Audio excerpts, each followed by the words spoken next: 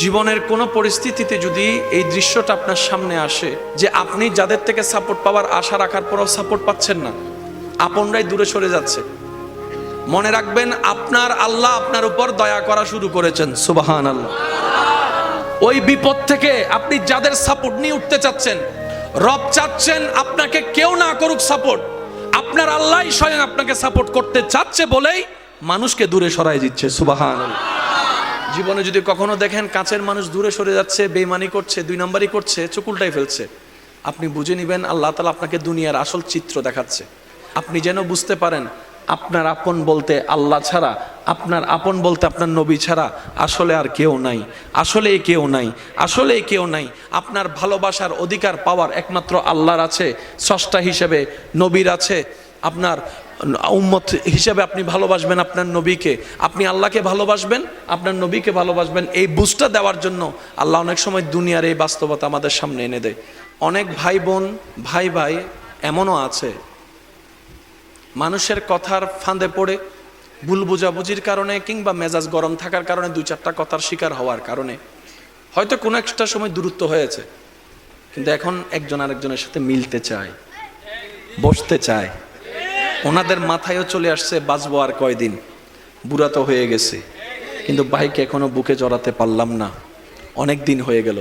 বড় ভাইয়ের মনেও সে তৃষ্ণা থাকে, ছোট ভাইয়ের মনেও সে আকাঙ্ক্ষা থাকে, কিন্তু অনেক দিনের দূরত্বতার কারণে, লজ্জাবোধের কারণে তারা মিলতে পারে না। আমি আমার ভাইদেরকে, যুবক ভাইদেরকে অনুরোধ জানাবো, যদি এরকম কোনো ফ্যামিলি কন্ডিশন হয়, আপনারা যুবকরা মিলে, ভাইরা মিলে, চাস্তো ভাই জাত্তো ভাইরা মিলেই আপনারা উদ্যোগটা নেন, ভাই ভাইকে যেন জড়াই ধরতে পারে, ভুল বুঝাবুঝি যেন শেষ হয়ে যায়। কথা বলেন ঠিক কিনা? বান্দা বান্দাকে মিলানোর কাজ করবে, আল্লাহ সেটা দেখে গুনাহ মাফ করে দিবে। সুবহানাল্লাহ। আমি শুনি না, আরো জোরে বলেন। মিলে থাকেন, কেউ মিলে থাকতে না চাইলে তার আল্লাহরে সে জবাব দিবে। আপনার পক্ষ থেকে আপনি ক্লিয়ার থাকেন, মানুষের উপকার করবেন, থ্যাংক ইউ পাওয়ার আশা রাখবেন না, করতে থাকবেন। কেন? সে আপনার রবের বান্দা, আপনি বান্দার জন্য করবেন, ওই বান্দার আল্লাহ আপনার জন্য করবে। আমরা অনেক সময় বলি তার এত উপকার করছি, সে আমার সাথে ডাইরেক্ট চোখ উল্টাই ফেলছে, বা এটা দুনিয়ার নিয়ম। আল্লাহ তো এটাই বুঝাতে চায়, এটা দুনিয়া, এটা জান্নাত নয়। আল্লাহর কাছে সবসময় একটা ফরিয়াদ করবেন, আল্লাহ তুমি আমাকে যতদিন ইচ্ছা এই দুনিয়ায় রাখিও, কিন্তু সে থাকাটা যেন তোমার পছন্দের হয়। আল্লাহ যতদিন আমার নিঃশ্বাস চলবে, সেই নিঃশ্বাসটা যেন তোমার পছন্দের সময় কাটে। আল্লাহ আমাকে তুমি যতদিন রাখবা সুস্থভাবে রেখিও, অসুস্থ বানিয়ে কারো উপর যেন আমাকে বোঝা না হতে হয়। কারণ অসুস্থ হলে অনেক সময় আপনরা পর্যন্ত ভর মনে করে। প্রস্রাব পায়খানা যখন অসুস্থতার কারণে বিছানায় করা লাগে, মানুষ ঘেন্না করে, এই ঘেন্নাটা দেখে রুগীরও নিজের অস্বস্তি বোধ হয়। কথা বলেন ঠিক কিনা?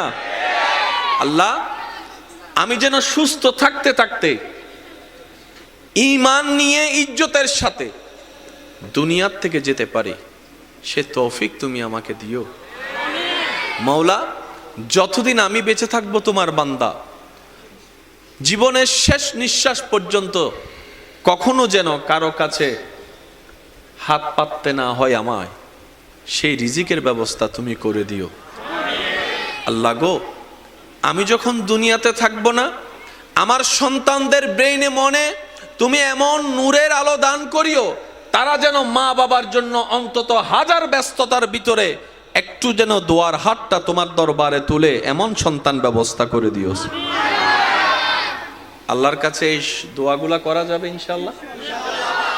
আওয়াজ শুনি নাই। এগুলো কি আমাদের জন্য ভালো হবে না খারাপ হবে? যত উত্তম দোয়া আছে, সবচাইতে উত্তম দোয়ার মধ্যে এগুলা অন্যতম উত্তম দোয়া। কি বলেন আপনারা? একমত আছেন তো সবাই? সবাই একমত?